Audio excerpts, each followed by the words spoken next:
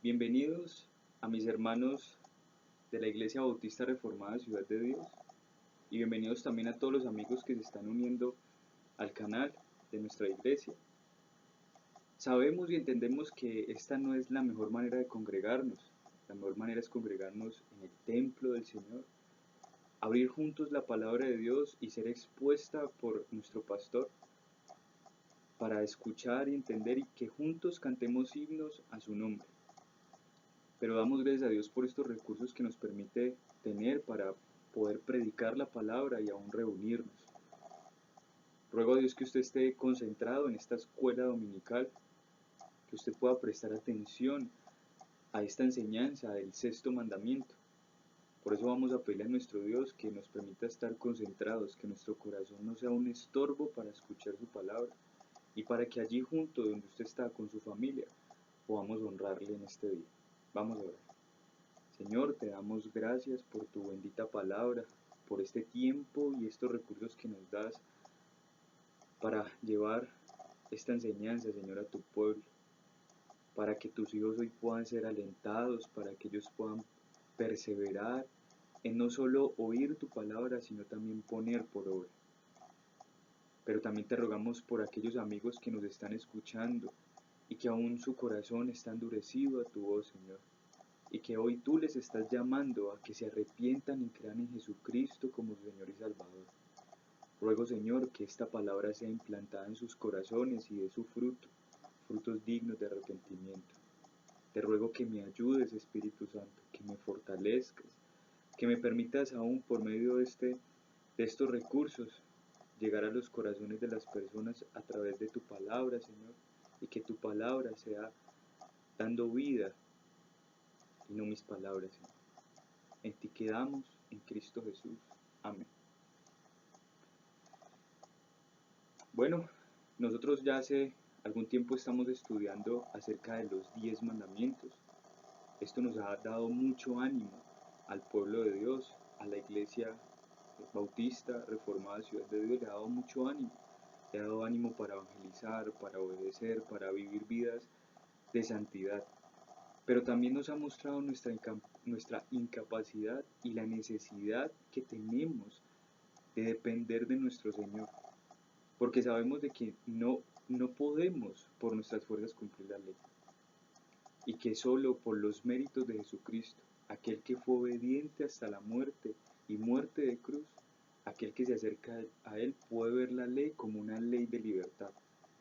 Así que nuestro corazón se puede levantar dos cosas. Tal vez usted allí puede estar pensando que al estudiar los 10 mandamientos esto es muy gravoso, muy pesado. Pero el punto es que tal vez tu corazón no ha sido liberado. Y usted puede pensar, ¿liberado de qué?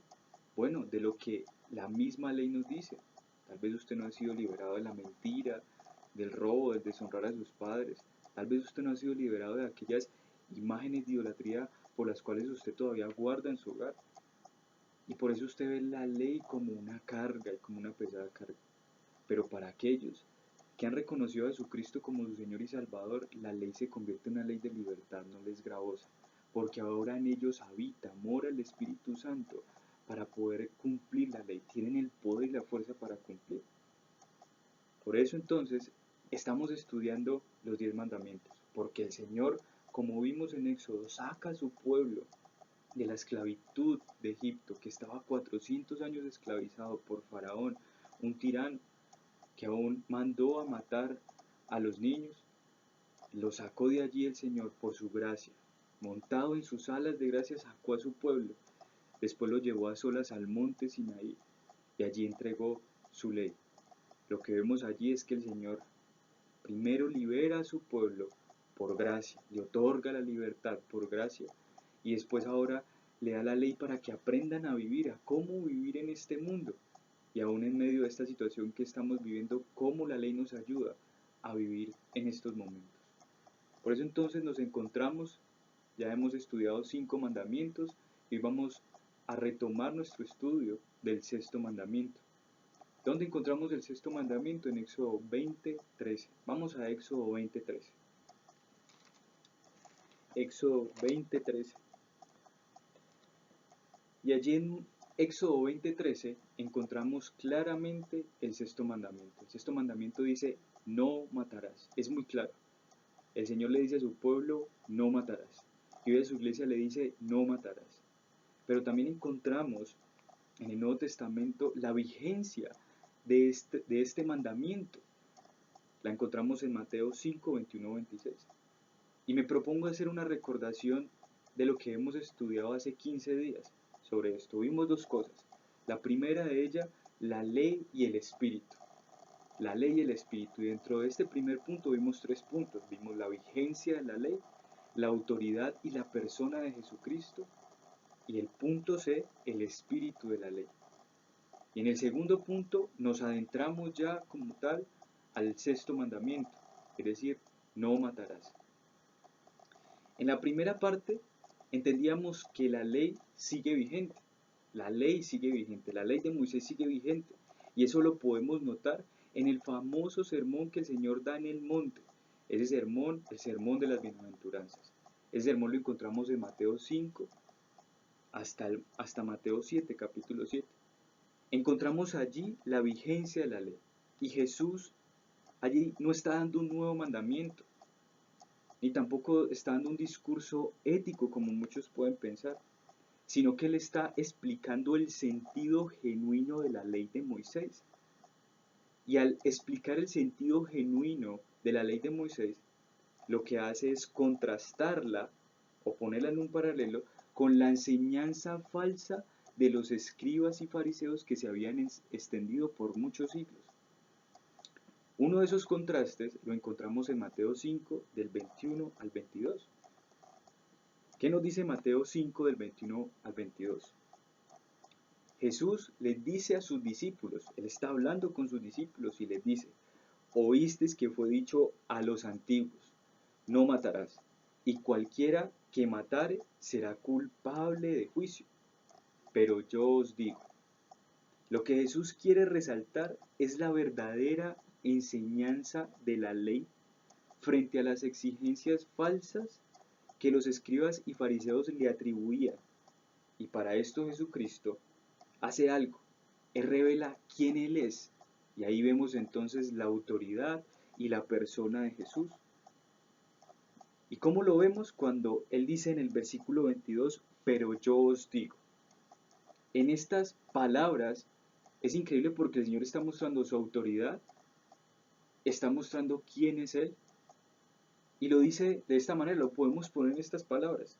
Oísteis que fue dicho a los antiguos tal interpretación de la ley, es decir, esa interpretación de la ley era que será culpable de juicio, pero esta interpretación mía es la verdadera y no la de los escribas. El que les está hablando es el autor de la ley de Moisés. Yo se la di a Moisés y solo yo, por tanto, la puedo interpretar de verdad. Lo que Jesús hace es mostrar, contrastar el error y al mismo tiempo les está diciendo que Él es Dios al decirles, pero yo os digo. Esto es increíble e impactante, porque los discípulos venían acostumbrados a una enseñanza falsa mezclada por los fariseos y evidentemente esto sucedió porque el pueblo de Israel, por su idolatría, Dios los castiga y los lleva durante un buen tiempo a Babilonia, esclavizados allí 70 años en Babilonia, y perdieron su lengua. Y al encontrarse de nuevo con la ley, pues los únicos que la podían interpretar eran los fariseos y escribas. Entonces ellos la acomodaban a su propia intención y reducía la intención de Dios. Pero quiero mostrarles cuál fue el error en la interpretación de la ley de los fariseos y escribas. Esa es la pregunta que nace. Bueno, ¿cuál es ese error de los fariseos al interpretar la ley? El error que ellos tuvieron fue que no entendieron el espíritu de la ley. Y cuando nos referimos al espíritu de la ley, nos estamos refiriendo a la intención o finalidad a la que apunta Dios al darnos sus mandamientos. Los fariseos y escribas perdieron totalmente la intención de Dios al poner su énfasis en la lista de cosas.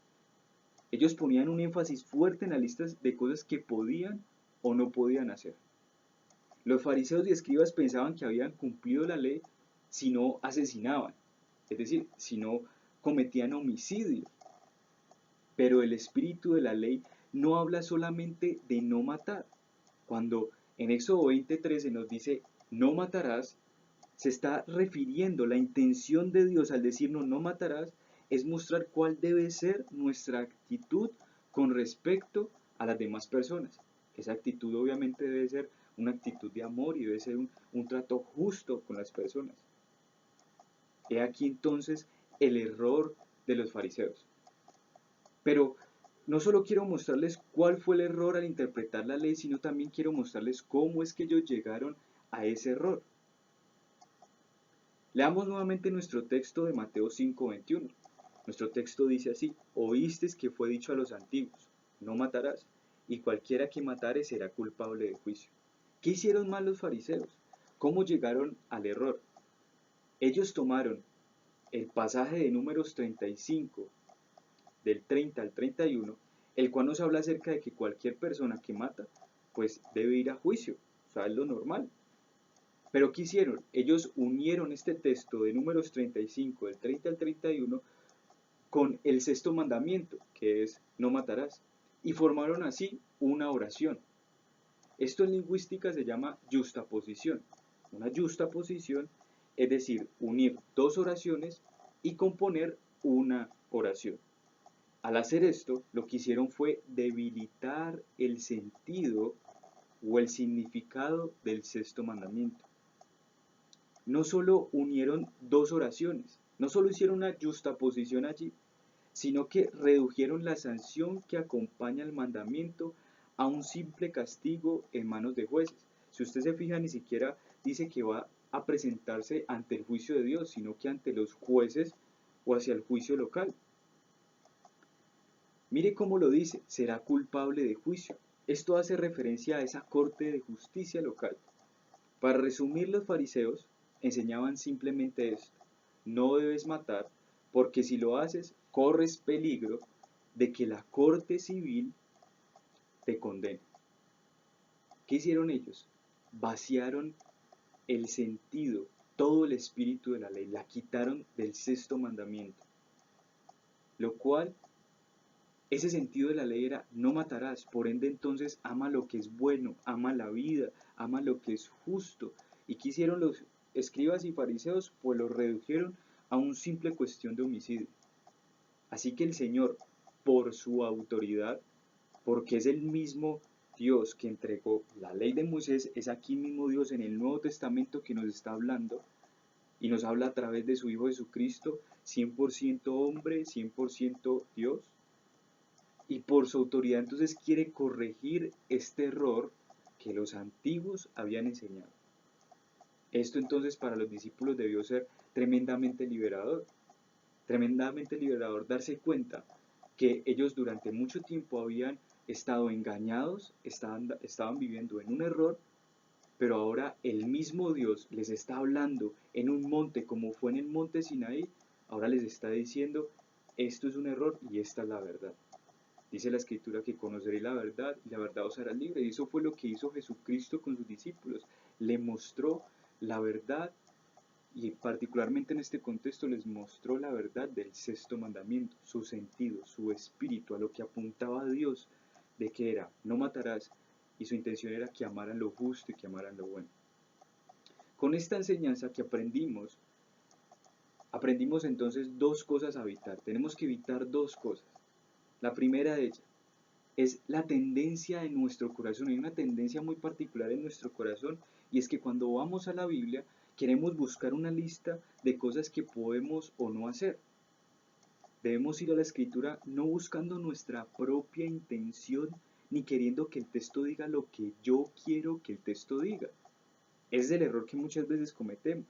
Más bien debemos ir de manera muy mansa a la Escritura y muy humilde y preguntarle cuál es la intención del Señor en este mandamiento. No quiero que usted piense que estoy dejando de lado las acciones. Las acciones importan, claro que importan. Es decir, la acción de cometer un homicidio importa, pero también la Escritura dice que del corazón del hombre nacen todos los malos pensamientos. O sea, el Señor también apunta a una intención en el corazón, a las motivaciones. Y déjeme mostrarle muchas veces cómo nosotros podemos llegar a un error, como también llegaron los fariseos y escribas. Y no solo llegar a un error cuando estamos leyendo la escritura, sino también a enseñar ese error. Nosotros hemos escuchado muchas veces a personas decir, bueno, yo adoro a Dios a mi manera, porque Dios mira mi corazón, Dios mira que mi intención es adorarlo. Pero la pregunta que debemos hacerle a esa persona es, ¿y cómo adoras a Dios? ¿De qué forma lo haces? Porque si no lo haces acorde a como Dios lo describe en su palabra, entonces realmente debemos pensar si esto le agrada a Dios. Aquí no se trata de nuestras intenciones, se trata de la intención de Dios. No se trata de que entonces yo voy a adorar a Dios como yo quiera. Por eso tenemos el segundo mandamiento. El segundo mandamiento dice, no te inclinarás ante dioses ajenos. Pero entonces muchos dicen, no, yo tengo esta imagen, yo adoro esta imagen y a través de esta imagen estoy adorando a Dios. No, pero es que Dios está diciendo no adorarás imágenes. Y la intención de Dios, pues allí que es muy expresa, o sea, es muy clara. Dice no adorar a través, no adorarme a mí a través de imágenes. Eso es muy claro. Entonces hay que hacerle la pregunta a esa persona. Y si esa persona no puede responder, entonces tendríamos que decirle, si realmente tienes una correcta intención de adorar a Dios, vas a buscar en la Biblia lo que Dios dice de cómo Él quiere ser adorado. Tanto la forma como la intención importa. Así que debemos evitar despojar la intención de Dios y estar buscando en la Biblia una lista de cosas por hacer. Si entendemos que la intención de la ley va más allá de una lista, entonces tú y yo podremos entender que la vida cristiana no se trata de reglas. Ese es el punto con la persona que vive todavía en esclavitud. Él cree que la vida cristiana es una vida de reglas. Y en serio le quitan todo el significado de la vida de santidad, que debe ser una vida de gozo. De hecho, hay un escritor que dice muy particular que si tú no amas la santidad aquí en la tierra, ¿tú qué esperas en el cielo? Porque pues allá van a estar los santos, va a estar el Dios santo, y si a ti no te agrada buscar la ley santa de Dios, si no te agrada obedecer la ley santa de Dios, entonces ¿tú qué esperas en el cielo? Así que la vida cristiana no se trata de reglas, sino de una relación directa, viva y genuina con la persona de Jesucristo, como la estaban teniendo los discípulos allí. El Señor les estaba mostrando y les estaba iluminando esta gran verdad y los estaba sacando de eh, de un error durante muchos años que ellos estaban, y les estaba mostrando una verdad y los estaba liberando de ese error. Entonces hemos entendido lo primero, debemos evitar ir a la Biblia y buscar una lista de cosas por hacer. Ahora, lo segundo a evitar es buscar nuestra propia justificación. Cuando comenzamos a estudiar los 10 mandamientos, o tú estás evangelizando a una persona y le estás dando los 10 mandamientos, esa persona particularmente tiende a justificarse. Bueno, no, yo no he matado. Bueno, no, yo no robo, yo robo una cosa pequeña. Yo he dicho una mentira muy pequeña, una mentira piadosa. Pero los 10 mandamientos no fueron dados para que tú simplemente te examines y pensemos que debemos ser mejores personas. Esa es la idea que hoy muchos tienen acerca del cristianismo, como que la Biblia es un libro que te va a hacer mejor persona. La Biblia no es un coaching, un material de coaching para hacerte mejor persona, no. Ni tampoco debes ir a ella buscando una lista de cosas por hacer o cosas que no debes hacer. Esto no es una enseñanza de superación personal. Y tal vez estas son las predicaciones que tal vez muchos estamos acostumbrados a predicaciones de motivación y superación personal, pero la Biblia no es eso. La Biblia es la santa palabra de Dios. Así que cuando nos dirigimos a la ley nos encontramos que somos incapaces. Ni usted ni yo y ninguna otra persona, aparte de Jesús, ha cumplido perfectamente la ley de Dios. Ninguna otra persona. Y al no cumplirla perfectamente, usted y yo estamos destituidos de la gloria de Dios. El Señor dice, cumple la ley, bueno, y será salvo. El punto es que, ¿quién la ha podido cumplir? Nadie. Ese es el punto. Ninguna persona nacida ha podido cumplir, solo una. Ese es nuestro Señor Jesucristo. Déjeme entonces mostrarle cuál es la intención de Dios o el espíritu de la ley cuando usted y yo nos acercamos. ¿Cuál debe ser? Y debemos tener claro cuál es la intención de Dios.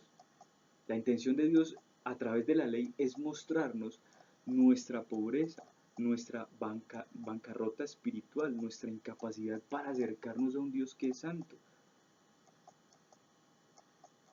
Así que no hemos podido cumplir las demandas de un Dios santo.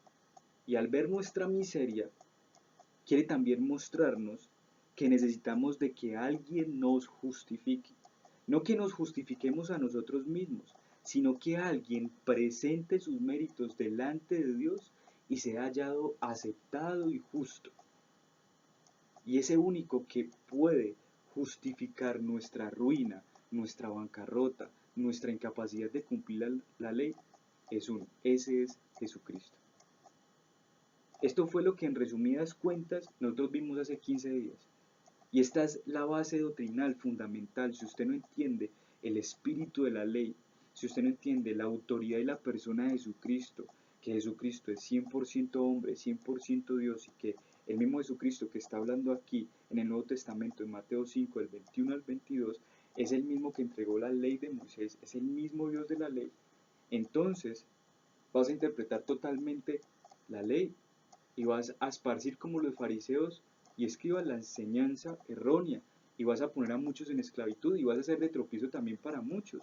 Como el Señor les dijo a los fariseos, ustedes no dejan entrar, ni siquiera entran y no dejan entrar a otros.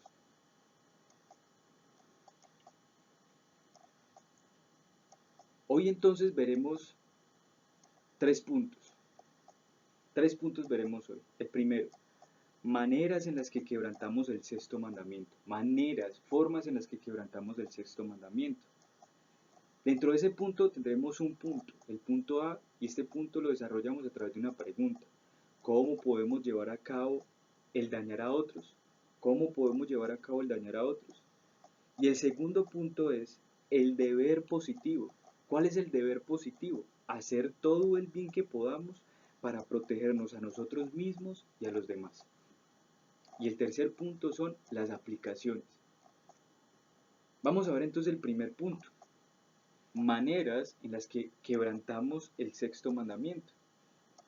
Recordemos entonces Éxodo 23. Es fácil, es sencillo para memorizar. No matarás.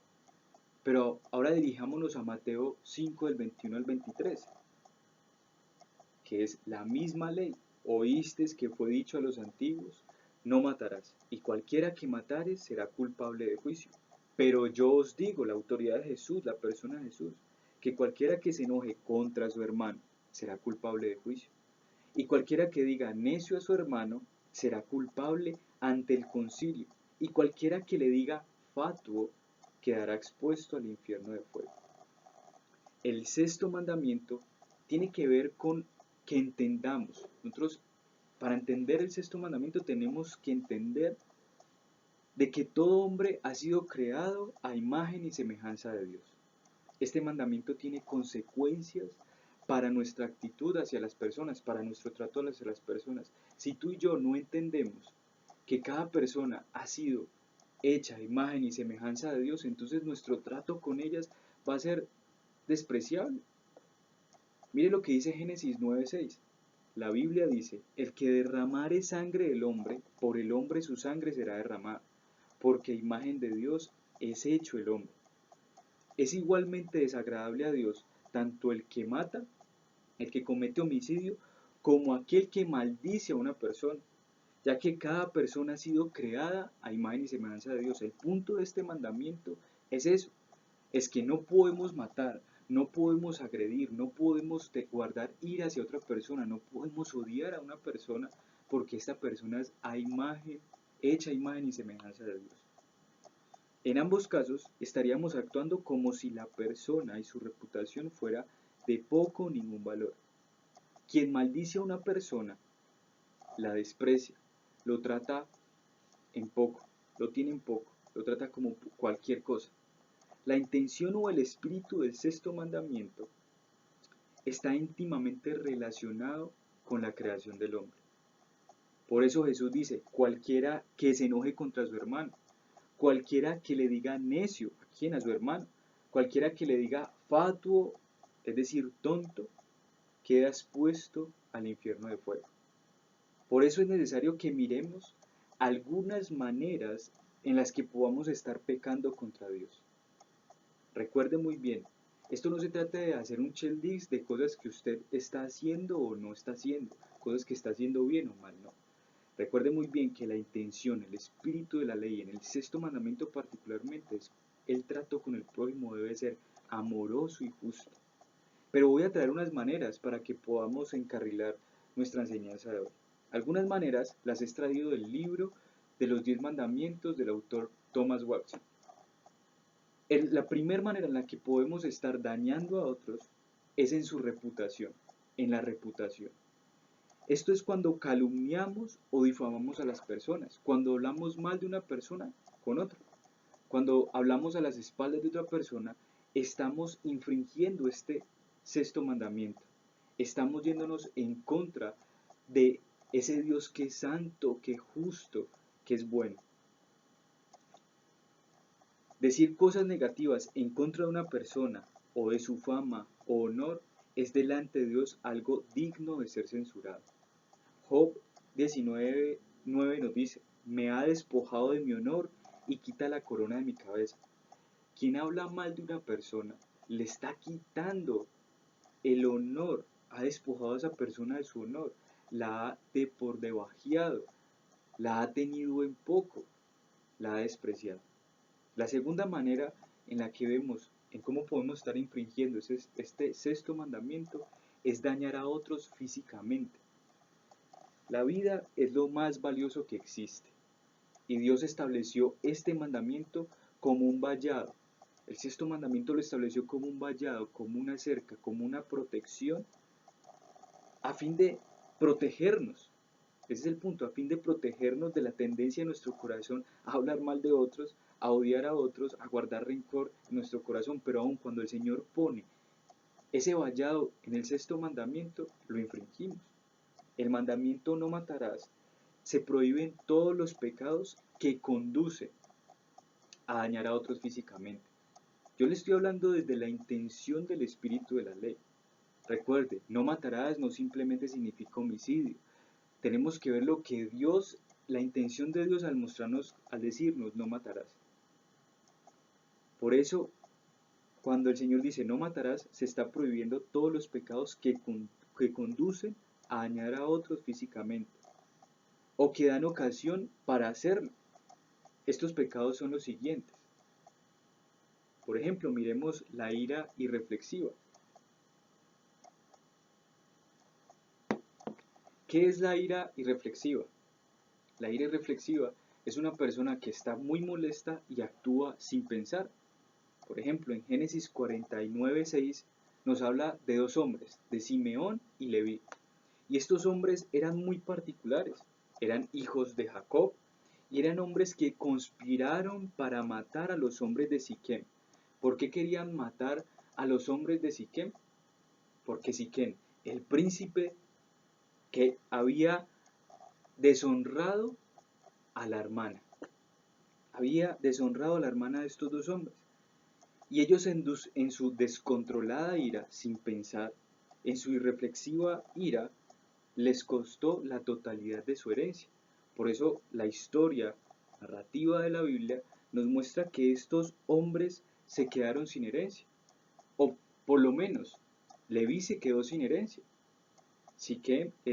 Simeón compartió la parte con Judá y los levitas nunca recibieron una región que les pertenecía. Tuvieron que vivir en ciudades de las otras tribus. Esto no es otra cosa que actuar sin pensar cuando tenemos ira. Una ira irreflexiva trae mucho dolor y es una manera trágica y dolorosa de quebrantar el sexto mandamiento. Otro pecado que puede conducir a quebrantar este mandamiento es la envidia. La envidia es un pecado que quebranta las dos tablas de la ley y las quebranta al mismo tiempo. Comienza por un descontento contra Dios y acaba en el daño que se hace contra el hombre. La envidia entonces produce eso, un quebrantamiento de las dos tablas de la ley. Eso fue, por ejemplo, el caso de Caín. La envidia tiene raíces profundas y no calmará su sed sin sangre. Es decir, la envidia va a arrasar con todo hasta obtener lo que quiere, porque tiene un corazón descontento. En Proverbios 27:4 dice, ¿quién podrá sostenerse delante de la envidia? Cualquier persona cae en la envidia, ¿quién podrá? Y hace demasiado daño. Así que esta es una de las maneras por las cuales podemos nosotros quebrantar el sexto mandamiento. Miremos otro. Hemos visto entonces la ira irreflexiva con el ejemplo de Simeón y Leví. Vimos la envidia con el ejemplo de Satanás, cómo envidió la situación en la que se encontraba Adán y Eva. Vimos también la envidia de los hermanos contra José por el amor que tenía Jacob su padre. Y ahora miremos otro de estos tres, otro pecado que nos puede llevar a quebrantar este sexto mandamiento. Y otro de esos pecados es el odio. Los fariseos aborrecían a Cristo porque lo superaba en dones y el pueblo lo honraba mucho, honraba muchísimo a Cristo, más que a los fariseos. Y estos entonces no descansaron hasta clavarlo en la cruz y haberle quitado la vida. Eso es lo que produce el odio. Produce entonces muerte. Por eso aquel que le dice tonto, necio, guarde en su corazón algo contra su hermano, es reo de juicio, porque está allí a punto, está allí tentando a matar a esa persona, aún al homicidio de manera literal. Ahora miremos dentro de ese punto, recordemos que había un punto, el punto A través de una pregunta. ¿Cómo podemos llevar a cabo el dañar a otros? ¿Cómo podemos llevar a cabo esto? ¿Cuáles son las acciones que se pueden generar? Bueno, lo podemos llevar a cabo a través de nuestra mente. Con la mente podemos hacer mucho daño, podemos quebrantar el sexto mandamiento. La escritura en 1 de Juan 3:15 dice, y uso la versión traducción viviente, todo el que odia a un hermano en el fondo de su corazón es un asesino. Y ustedes saben bien que ningún asesino tiene la vida eterna en él. Pensar mal o tener malicia hacia una persona es una forma de asesinato mental. Maldecir a otro y desearle mal en nuestro corazón es asesinarlo. La escritura es clara. Todo el que odia a su hermano en el fondo de su corazón es un asesino. Por más razones que tengamos de por qué esta persona me hizo aquello y entonces por esa razón yo la odio o le tengo ira, o por más que queramos justificar o maquillar las razones o la ira o nuestro odio en nuestro corazón, la escritura es clara y dice que en esa persona no está la vida eterna. Por eso no nos podemos imaginar a un cristiano que odie durante mucho tiempo a una persona. No nos podemos imaginar eso, porque el Espíritu de Dios que mora en él lo va a llevar a la ley de Dios, le va a mostrar que está pecando y esta persona va a ir a perdonar como Cristo lo perdonó a él de sus pecados. Otra de las cosas que podemos llevar a cabo no solo es con la mente, sino también con la lengua. Y en Santiago 1:9 dice, con ella, es decir, con la lengua, bendecimos a Dios y Padre, y con ella maldecimos a los hombres, que están hechos a la imagen y semejanza de Dios. Nuestros comentarios pueden perjudicar a otros, tanto así que pueden causarle la muerte. Así fue lo que le sucedió a nuestro Señor Jesucristo. Le vituperaron, hablaron mal de él, difamaron su nombre. ¿Y qué sucedió? Lo clavaron en la cruz. Pensemos por un momento cuántas veces nuestros comentarios han perjudicado la vida de otras personas. No sé si hasta la muerte, no sé si sea su caso, pero cuántos de nosotros por utilizar mal la lengua y no tener dominio de nuestra lengua, hemos causado daño a una persona. Tal vez por lo que dijimos le hicimos perder su trabajo. O tal vez por lo que le dijimos herimos su corazón de tal manera que esa persona ya en su corazón nos odia, nos aborrece. De esta manera entonces nosotros podemos llevar a cabo un asesinato. Delante de Dios esto es asesinato. Otra de las maneras es con nuestra indiferencia al impedir la muerte de otro, si está en nuestras manos. Vuelvo y repito, con nuestra indiferencia al impedir la muerte de otro si está en nuestras manos. Nosotros ahorita estamos viviendo una situación muy particular y si sabemos que un hermano está en necesidad y podemos ayudarle, el ser negligentes e indiferentes a su necesidad nos hace a nosotros reos de juicio. Pilato sabía que Cristo era inocente. Yo no hallo delito en él, eso fue lo que dijo Pilato, yo no hallo delito en este hombre, pero no impidió su muerte, no la impidió. De hecho dijo que su sangre sea demandada, y los que estaban allí dijo pues que esta sangre sea demandada sobre nosotros, por lo que fue culpable entonces de ella. El no impedir la muerte de un inocente te hace culpable. El hecho de que se lavara las manos con agua no lavó la culpa de la sangre de Cristo. Hemos visto entonces algunas de las maneras en las que podemos estar pecando contra el Señor y contra el prójimo. Y hasta aquí hemos visto el lado negativo del sexto mandamiento. Recuerde que los 10 mandamientos tienen su lado negativo y su lado positivo de manera implícita. Si el Señor dice no matarás, entonces ¿qué es lo que nos está diciendo de manera positiva? Es decir, cuida la vida, protege la vida. Eso es lo que nos dice, y por eso ahora veremos ese lado positivo. Por eso nuestro segundo punto el día de hoy es el deber positivo. ¿Cuál es el deber positivo de este sexto mandamiento? Hacer todo el bien que podamos, hacer todo el bien que podamos para protegernos a nosotros mismos y a los demás. Y no quiero empezar con la protección de nosotros mismos, porque eso es lo que continuamente hacemos. Realmente es muy fácil cuidarnos a nosotros mismos. Sabemos que hay un momento de contagio y no vamos a salir afuera y no vamos a exponernos. Y es más fácil ver a una persona que haga esta vuelta y preferimos que se contagie en vez de nosotros. Es más fácil entonces hablar de nosotros en ese sentido de protegernos a nosotros mismos. Quiero hablar acerca de proteger a los demás. El primer punto sobre esto es que debemos esforzarnos en proteger la vida y las almas de los otros. Oiga bien, la vida física y las almas de las otras personas. Es deber del creyente esforzarse en proteger la vida y las almas de los que estén a nuestro alcance.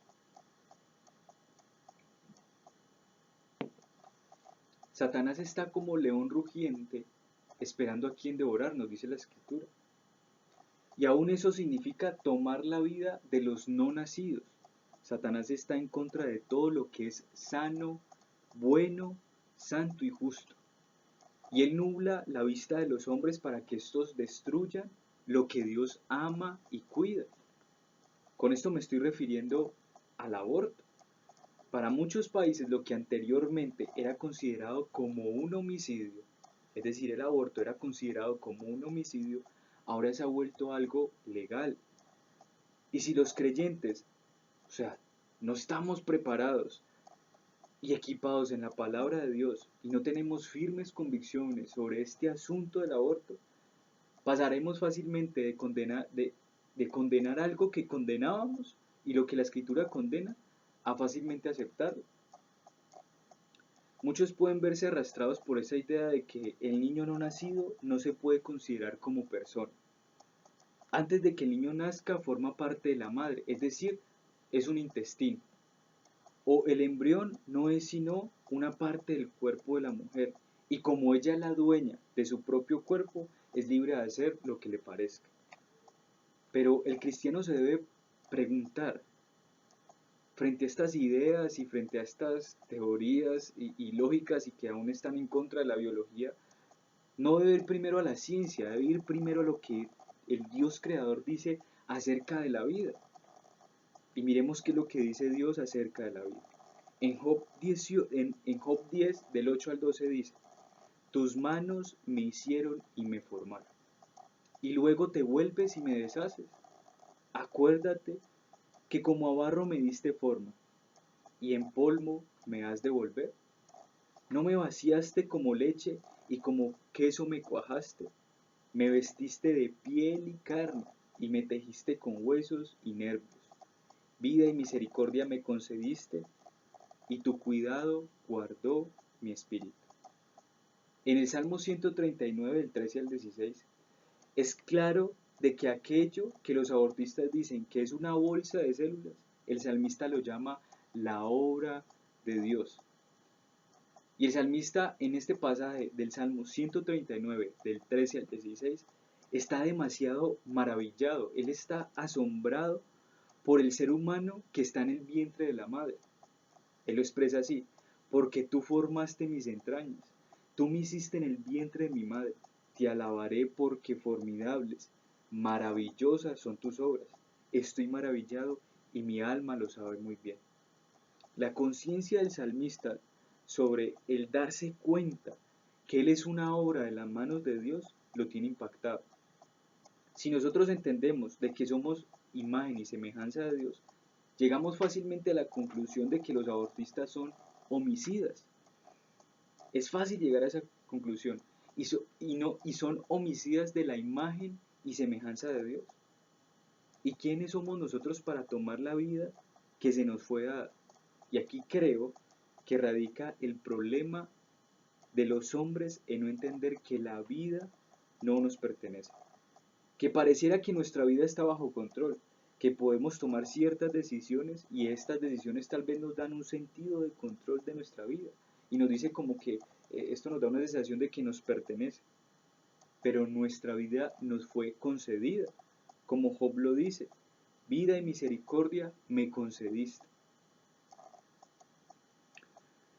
Pero nuestra vida entonces nos fue concedida. La imagen y semejanza de Dios se nos fue otorgada. No nos la ganamos por algún esfuerzo que hayamos hecho. Mas ese regalo fue otorgado. Ese regalo que es la vida nos fue otorgado. Y como nos fue otorgado, es deber del ser humano protegerla.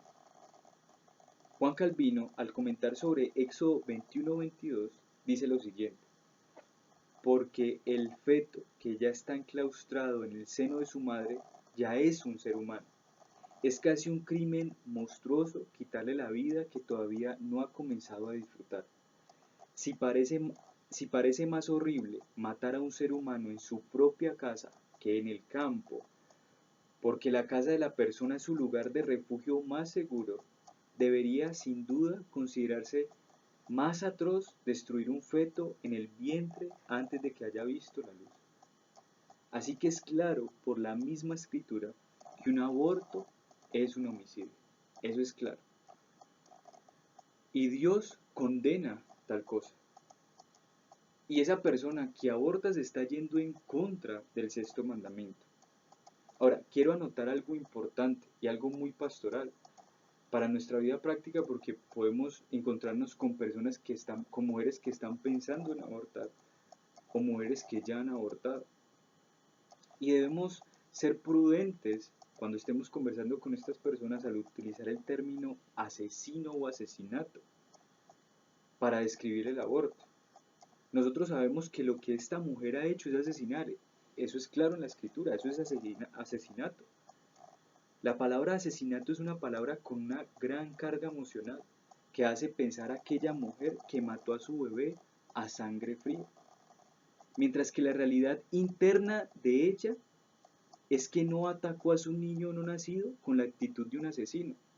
Ese es el punto. Tenemos que distinguir que esta mujer de hecho estaba muy angustiada y fue llevada en su angustia a cometer una situación atroz. Pero su intención no fue la de un asesino, aunque nosotros sabemos que eso es asesinato.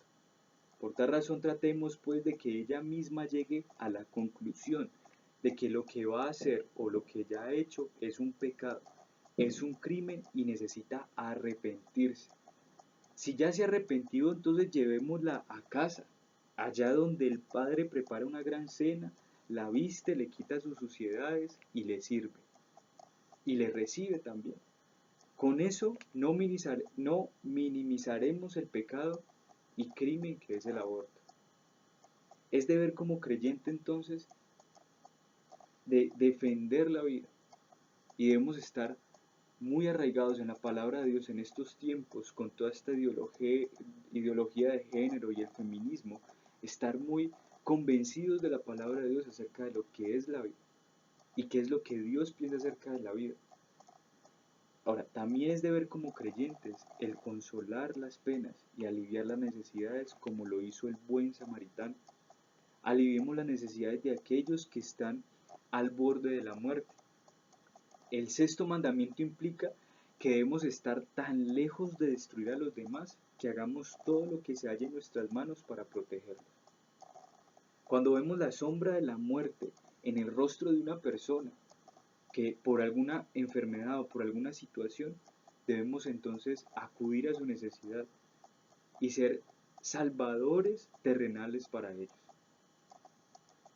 Pero el sexto mandamiento, no matarás, nos exige proteger también nuestra propia vida y nuestras propias almas. Toda criatura lleva grabada la exigencia de proteger su propia vida. Debemos estar lejos del suicidio y hacer todo lo posible para proteger la vida natural. Pero no solo nuestra vida física debemos proteger, sino que también debemos proteger nuestras almas. Si quien no provee para su casa es peor que un incrédulo, mucho más lo será quien no provee para su alma.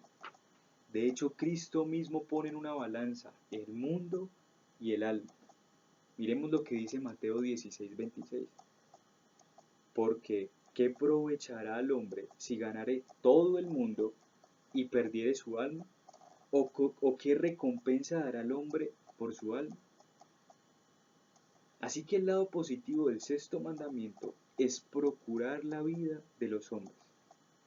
Para finalizar, muchos podrán estarse preguntando, ¿y qué de la pena de muerte o pena capital? Muchos estarán diciendo, bueno, yo no estoy de acuerdo con la pena capital, pero ¿qué dice la Escritura acerca de ello? El mandamiento prohíbe que alguien dé muerte a otro ser humano. Eso es claro, no matarás. Y la intención es también que no debemos odiar ni airarnos con otra persona o hacia otra persona. De modo que aún en la defensa propia debemos tener cuidado de poder destruir la vida de esa persona, debemos cuidarnos de ella. Pero ¿qué sucede con aquella persona que le ha quitado la vida a otra? La escritura en Génesis 9:6 nos dice, si alguien derrama la sangre de su hermano, otro ser humano derramará la suya, porque el ser humano ha sido creado a imagen de Dios. Pero ¿quién debe ejecutar esta acción? Bueno, la escritura nos dice que quien debe ejecutar esta acción es el gobierno. El gobierno es el que está llamado a usar la espada para ejecutar esta acción de pena capital. El gobierno es el que está llamado al servicio de Dios como vengador que imparte justicia al malhechor.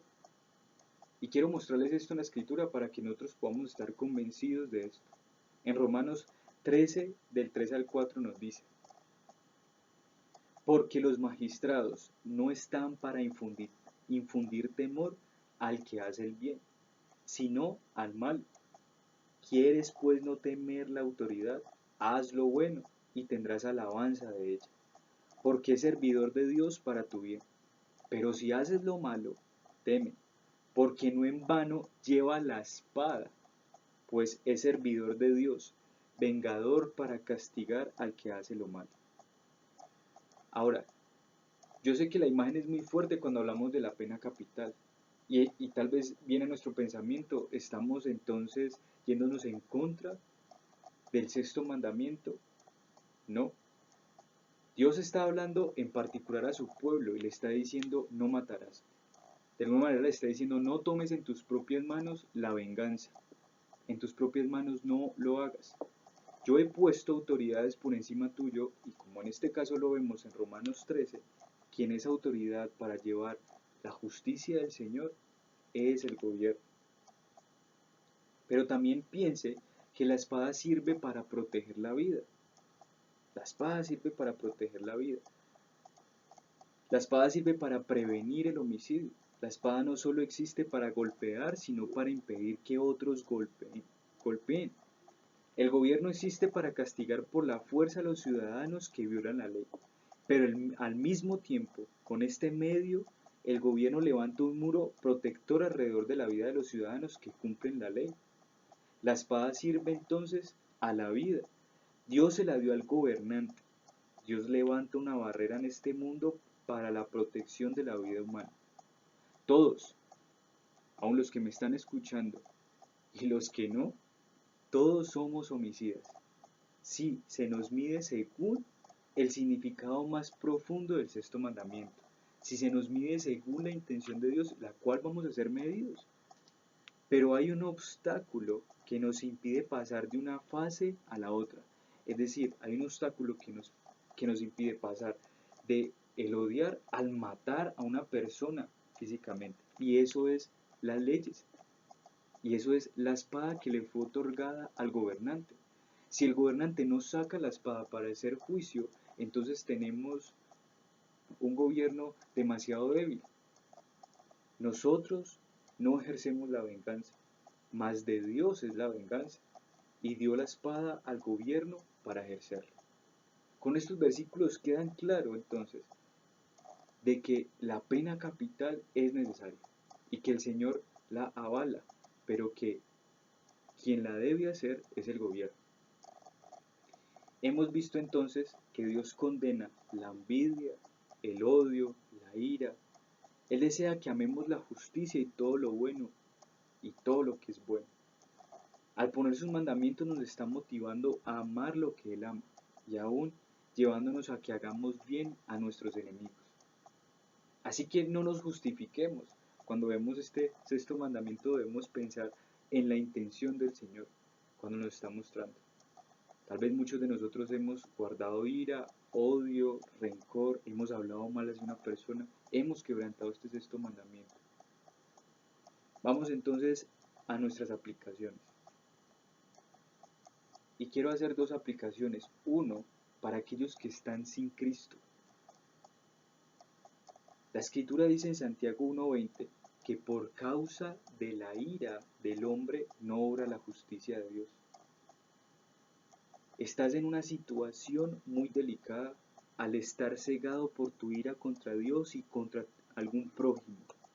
La justicia de Dios no ha venido a ti en Cristo para salvarte. Puedes intentar querer cambiar y tratar de ser mejor persona, pero mientras dejes de levantar tus armas intelectuales contra Dios y tu odio contra la persona que sabes que estás airada, seguirás vagando aún como Caín y no encontrarás paz.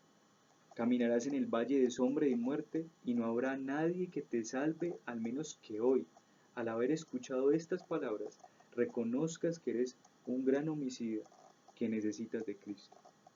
Aquel que da vida a todo aquel que se acerca. Él promete a todo aquel que se acerca que no le echa fuera. Así que yo te invito a ti, que estás sin Cristo, acércate a Él. Porque el sexto mandamiento está sobre ti y te está mostrando tu pecado y te está mostrando de que tú has odiado, que estás airado contra una persona y que necesitas el perdón de Dios para que ahora puedas ser libre y obedecer y poder amar lo bueno y poder amar lo que es justo.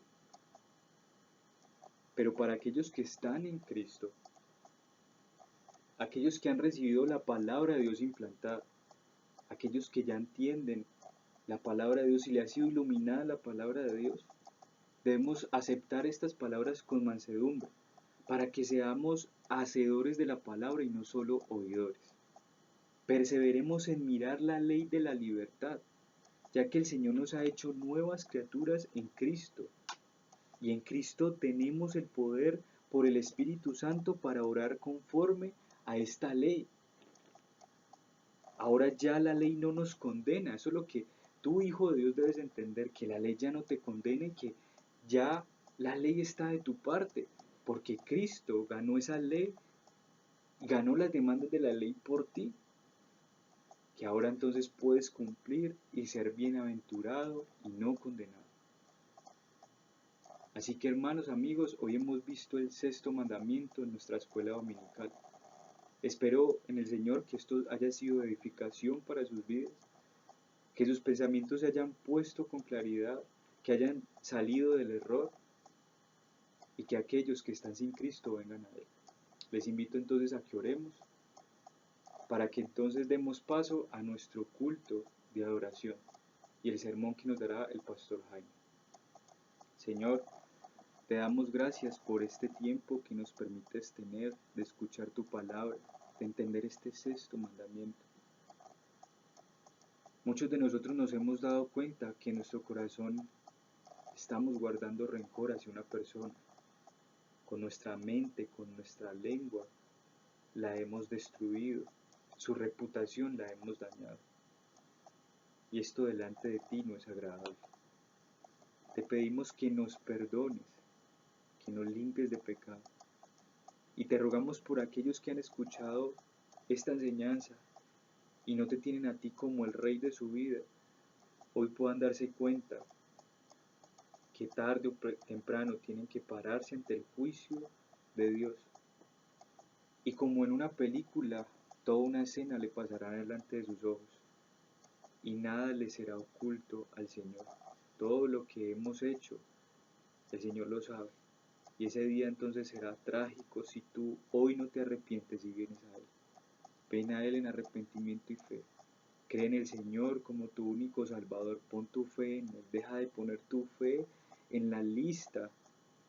Deja de poner tu fe en aquellos libros de superación que tienes, en aquellas cosas que te hacen cambiar, en aquellas personas, en aquellas cosas que te hacen pensar que eres buena persona.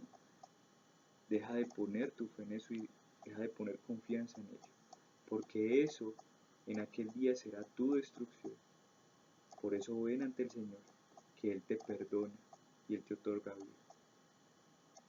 Gracias, Señor, rogamos para que este culto de oración que tengamos podamos disfrutarlo, podamos ser edificados. En ti quedamos, mi Señor, en Cristo Jesús. Amén. Hermanos, volvemos entonces a las 10:30 para empezar con nuestro culto de adoración. Dios les bendiga. Muchas gracias.